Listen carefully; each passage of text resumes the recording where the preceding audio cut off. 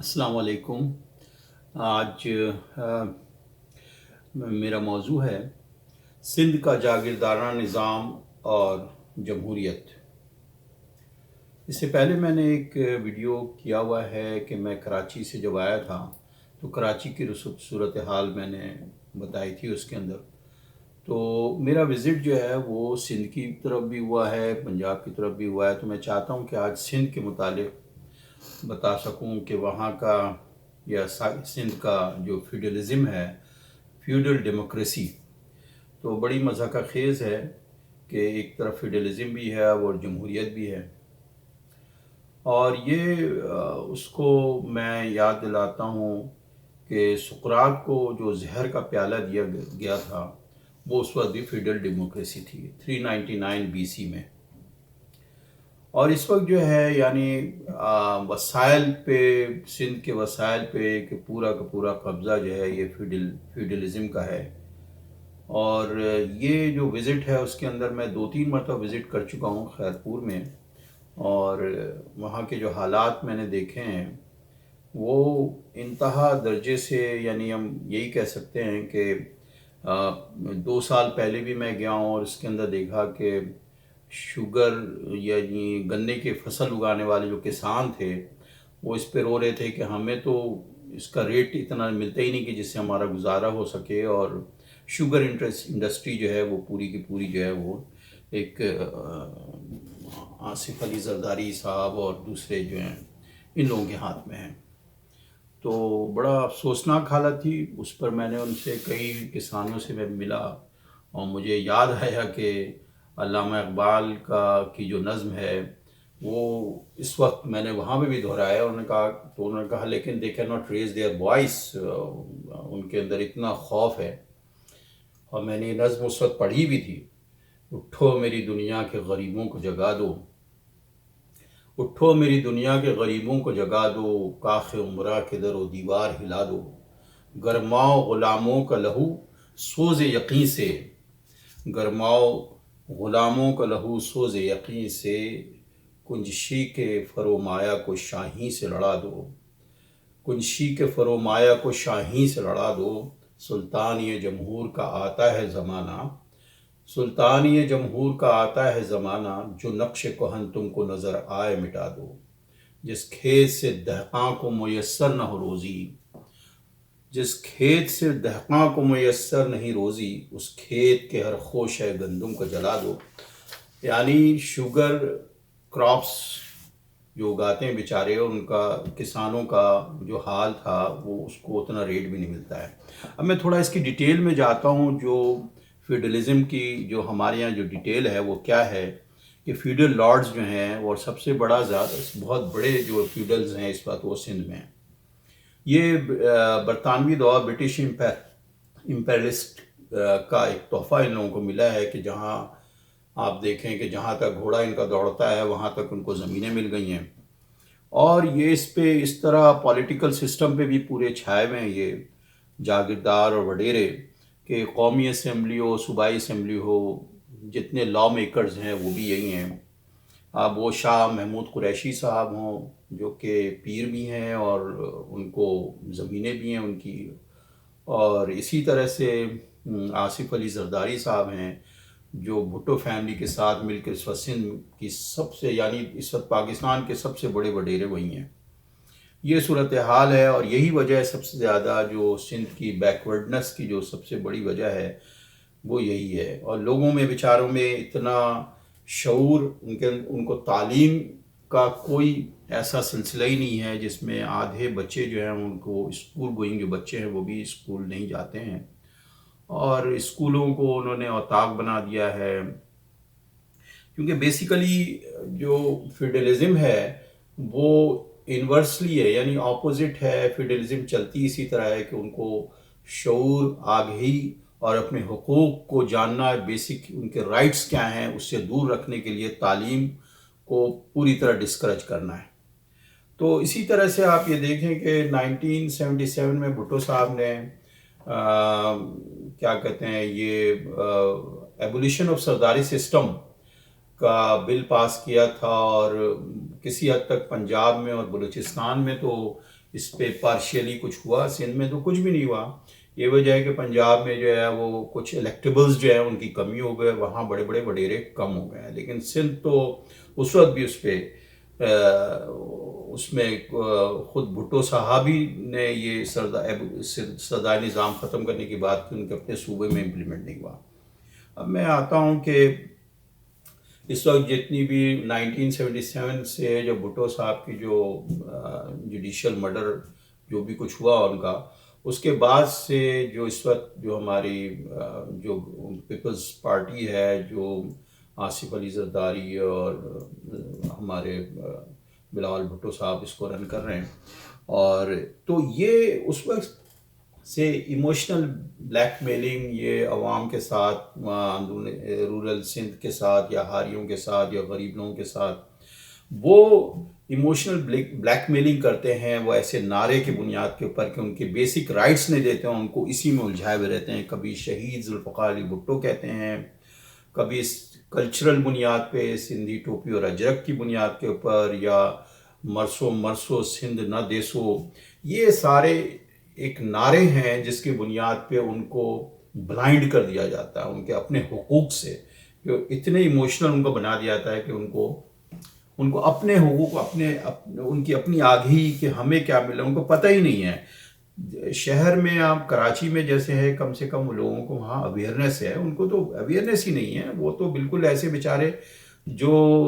شعور ہی نہیں ہے ان کے پاس کہ ان کے اپنے حقوق کیا ہیں، اس سے دور رکھا گیا، ان سے محروم رکھا گیا. اور اس کا طریقہ کار یہی کہ ایجوکیشن سے ان کو دور رکھ دیا جائے. ADPP کی رپورٹ ہے جو انہوں نے بتائی ہے کہ سندھ کی جو رپورٹ ہے وہ بالکل الارمنگ ہے پاورٹی کی ایز کمپیئر ٹو دوسرے پروونس کے. اسی طرح ورلڈ بینک نے جو رپورٹ دی اس میں بھی انہوں نے بتایا ہے کہ لینڈ کی جو انیکویلٹی ہے وہ وہاں بہت زیادہ ہے.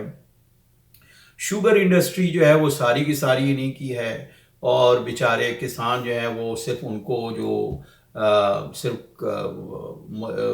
شیلٹر یا کھانا اور یہ ہے، اس کے علاوہ جو انہوں نے ذمہ داری وہ یہی ہے. اس کے علاوہ بھی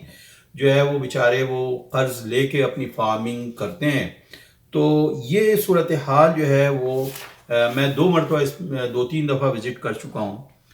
لیکن سوال یہ پیدا ہوتا ہے کہ آخر کیا وجہ ہے کہ پچھلے اگر 2015-2016 کے ڈاکٹر شاہد مسعود کا پروگرام دیکھا جائے تو سارے اس میں انہوں نے بڑا راگ الاپا اپنے سارے پروگرام میں کرپشن کا، کہ بھائی یہ مجید کاکا نے کہ زمین پہ قبضے، ایان علی، اور پھر ڈاکٹر عاصم، اور پھر وہ بے نامی اکاؤنٹ، اور پھر وہ ٹھیلے والے پکوڑے والے، اور وہ سمٹ بینک کا کرپشن کا کیس، وہ ساری آواز دب گئی اس کے. اب وہ مقصد ہے کہ وہی فیوڈلز جو ہیں، وہی وڈیرے، وہی جاگیردار، وہی پیپلز پارٹی میں سارے کے سارے ہیں.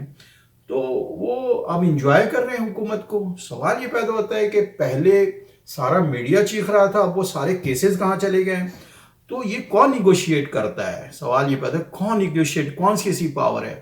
تو یہ اگر اب پیچھے ہم پاکستان جب سے بنا ہے انسیپشن سے 1947 کے بعد، وہ یہی ہوا ہے کہ وڈیر اور جاگیردار نے ملٹری پاور کے ساتھ ہمیشہ نیگوشیٹ کیا ہے. تو یہ سارا یہ مجھے مطلب ہے کہ کیا علامہ اقبال نے اسی آزادی کا خواب دیکھا تھا؟ کیا قائد اعظم محمد علی جناح نے اسی کے لیے پاکستان بنایا تھا کہ ہم اگر 2 قومی نظریہ ہے اور تو ہم نے کیا یہ اس 2 مذہب کی بنیاد کے اوپر تو یزیدیت جو حکمرانوں میں آ گئی ہے اس کے حوالے کر دیا گیا ہے. اب آپ یہ دیکھیں کہ کامران خان کا پروگرام جو ہے جب آصف علی زرداری اور بے نظیر بھٹو کی شہادت کے بعد سے جو ان کو پاور ملی ہے، اور 2008 کے بعد تو ان کے اوپر کرپشن کے چارجز جو ہے وہ کامران خان جیو ٹی وی پہ ہر وقت سناتے رہتے تھے، غضب کرپشن عجب کہانی. اب وہ غضب کرپشن عجب کہانی لیکن وہ کچھ عرصے کافی چلی، لیکن بعد میں پتہ چلا کہ سب سے لانگر پیریڈ انہوں نے پولیٹیکل ہسٹری میں کھینچا ہے. اب اس کی وجہ کیا تھی کہ پتہ ہی لگا کہ جی اس وقت تو جنرل کیانی تھے، پھر ان کے بھائی کامران کیانی تھے، ان کے ساتھ ان کے بزنس ریلیشن شپ تھی. تو یہ تو سارے اخبار کی یہ ساری چیزیں بڑی واضح ہیں اور سبھی کو پتہ ہے. جنرل کیانی بھی اس وقت کسی آسٹریلیا میں ہے، کہاں ہے، وہ بھی انجوائے کر رہے ہیں اپنی لائف کو.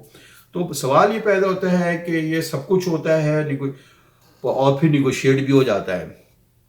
تو اب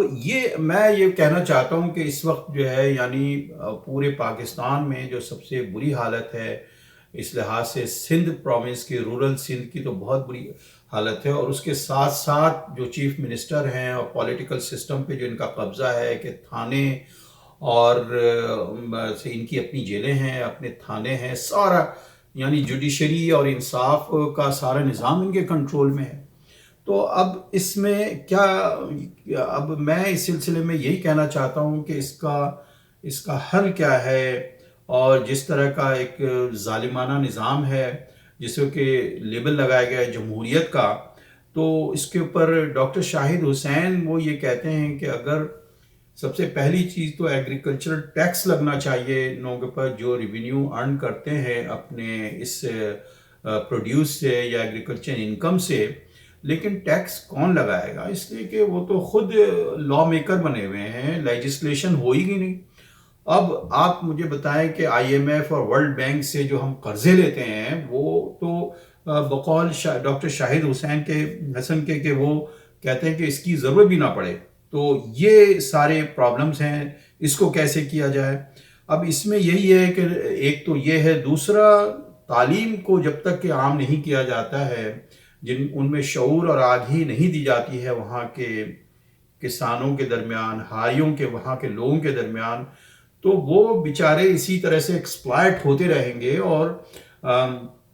اس کے لیے ہماری این جی اوز کو، ہیومن رائٹس ایکٹیوسٹ کو، اور پھر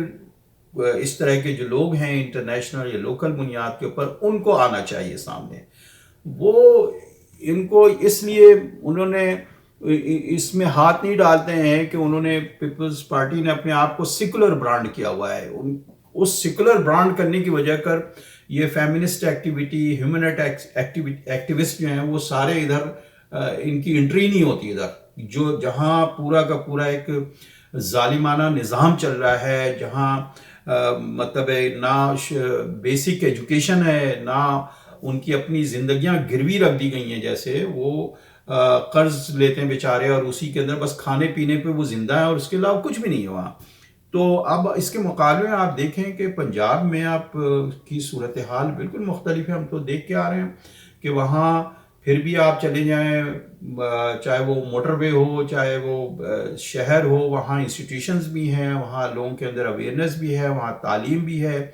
اور سندھ کا حال جو ہے وہ یہ کہ لاڑکانے میں دھول اڑ رہی ہے. اور لیکن آپ آپ قومی اسمبلی کی جو سیشنز ہوتے ہیں اس میں اسپیکرز ایک صحیح طرح سے کانسٹیٹیوشن نہیں پڑھ سکتا، لیکن یہ کہ وہ ان کے محل ہے اور ان کے بچے جو ہیں وہ آکسفورڈ سے پڑھ کے آتے ہیں. بلاول بھٹو زرداری آئے اور انہوں نے اپنے کسان بیچارے عوام تھے ان کے درمیان بتایا کہ وہ بلاول کو ہم نے پڑھا دیا. اور افسوس آتا ہے ان معصوم لوگوں کے اوپر کہ ان کو اتنا بھی یہ نہیں پتا ہے کہ وہ اپنے بچے کے اوپر تالیاں بجوا رہے ہیں کہ جی وہ بلاول وہاں سے آکسفورڈ سے پڑھ کے آ گئے، اور ان کو بیسک ایجوکیشن بھی نہیں دی جا رہی ہے، اتنا بھی ان کو شعور نہیں دیا گیا ہے. تو اس لحاظ سے میں یہ کہتا ہوں کہ ہمارے ہاں ایک تو علماء حضرات ہیں، ان کو بھی آنا چاہیے کہ اللہ کے رسول صلی اللہ علیہ وسلم نے جب دین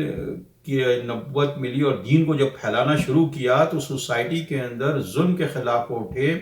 اور انہوں نے کیا کہتے ہیں یہی وجہ ہے کہ سب سے پہلے غلام عورتوں کے حقوق دلوائے، سلیوری کو ختم کیا انہوں نے، یعنی رومن امپائر میں جو چل رہا تھا وہ سلیوری وہ ختم کیا انہوں نے. تو انہوں نے اللہ کے رسول صلی اللہ علیہ وسلم نے ہمیشہ غریبوں کے ساتھ وہ کھڑے ہوئے، اور یہی وجہ ہے کہ آج اتنا بڑا رائٹر ہے مائیکل ہارٹ، اس نے دی 100 جو بک لکھی ہے، تو اس نے یہ لکھا ہے کہ سوشل رائٹس کو دینے میں اللہ کے رسول صلی اللہ علیہ وسلم کا بہت بڑا ہاتھ تھا. لیکن ہمارے علماء جو ہیں وہ بھی انہوں نے صرف اور صرف بس نماز اور روزے تک محدود رکھا ہوا ہے، اور بقول مارکس کے وہ اس مارکس کی بات کو سچا کر دیا کہ وہ بالکل اوپیم کی طرح ہے کہ اگر کوئی کسی پہ ظلم ہو رہا ہے تو یہ ہمارا کنسرن نہیں ہے، ہم بس عبادت کریں. تو ایسا جبکہ قرآن کہتا ہے ہوا اقرب للتقوی کہ اعدلوا ہوا اقرب للتقوی کہ انصاف جو ہے وہ تقوی سے قریب ہے. تو یہ ساری وجوہات ہیں کہ ہم نے جو حالت دیکھی ہے وہ بڑی بہت ہی افسوسناک حالت تھی، بہت میزریبل تھی. اور ہم دعا کرتے ہیں کہ اللہ تعالیٰ ان کی حالت کو ہاری اور وہاں کے لوگوں کو کی حالت کو بہتر کرے. اوکے، اچھا، اللہ حافظ.